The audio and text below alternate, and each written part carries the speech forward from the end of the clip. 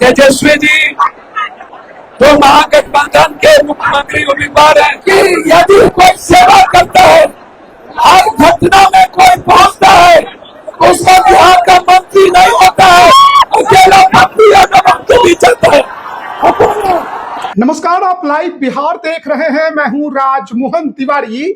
देखिए, इस बिहार विधानसभा के चुनाव ने क्या दृश्य नहीं दिखाया है। वो पूर्णिया जहां एक साल पहले तेजस्वी यादव और पप्पू यादव में 36 का आंकड़ा था, अब उसी पूर्णिया में पप्पू यादव और तेजस्वी यादव मंच पर एक दूसरे का हाथ पकड़े खड़े दिखाई दिए। बीते दिन पूर्णिया के धमदाहा विधानसभा में पप्पू यादव मंच पर भाषण दे रहे थे। राजद के उम्मीदवार संतोष कुशवाहा को जिताने के लिए, लालटेन का बटन दबाने के लिए उसी दौरान तेजस्वी यादव का हेलीकॉप्टर वहां लैंड करता है। खूब नारेबाजी होती है। तेजस्वी यादव को मुख्यमंत्री बनाने की बात मंच से पप्पू यादव करने लगते हैं। तेजस्वी यादव मंच पर चढ़ते हैं तो लपक कर पप्पू यादव हाथ भी पकड़ लेते हैं। दोनों के बीच अच्छी बातचीत होती है। उसके बाद पप्पू यादव तेजस्वी यादव को मुख्यमंत्री बनाने के लिए भाषण भी देते हैं। लालू यादव जिंदाबाद, तेजस्वी यादव जिंदाबाद के नारे भी लगते हैं। यह वही धमदाहा है जहां पर अभी वर्तमान में बिहार सरकार की मंत्री लेसी सिंह जेडीयू की विधायक है, लेकिन उनके खिलाफ गोलबंदी कितनी मजबूत हुई है। दो धुरंधर जो लोकसभा चुनाव में आमने सामने थे, एक तरफ पप्पू यादव, दूसरी तरफ जेडीयू से संतोष कुशवाहा, दोनों उसी मंच पर थे। पप्पू यादव संतोष कुशवाहा को जिताने के लिए वहां पर भाषण दे रहे थे और लोकसभा चुनाव में पप्पू यादव को हराने के लिए राजद के तेजस्वी यादव पूर्णिया पहुंचकर उनके खिलाफ भाषण दे रहे थे। वो तेजस्वी यादव भी उसी मंच पर मौजूद थे। तो इस बार के विधानसभा चुनाव ने कई दृश्य दिखाए हैं। उसमें से ये एक दृश्य जो है वो बेहद ही खूबसूरत है महागठबंधन के समर्थकों के लिए और उनके कार्यकर्ताओं के लिए, क्योंकि पप्पू यादव और तेजस्वी यादव में माना जाता है कि 36 का आंकड़ा है।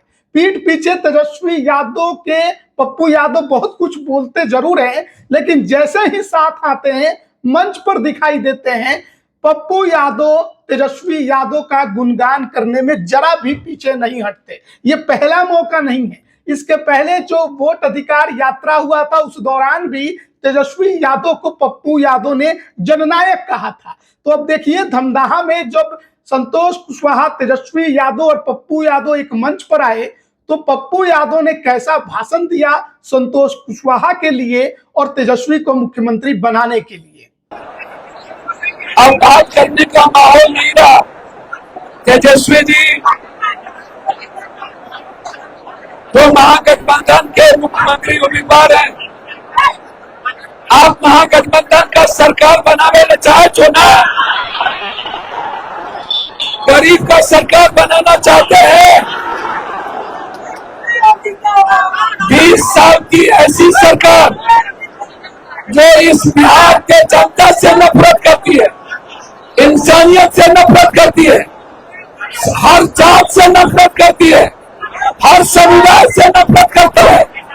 मैं एक एक मुसलमान भाइयों से कहना चाहूंगा,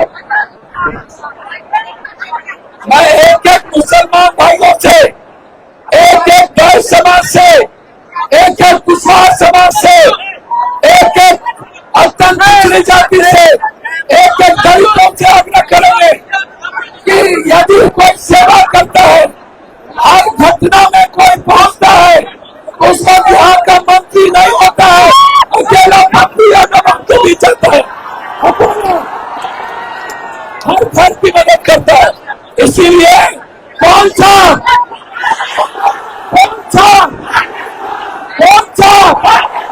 पूर्णिया में हादसा, कौन सा एक तरफ हादसा, मंत्री में हादसा, धमधा में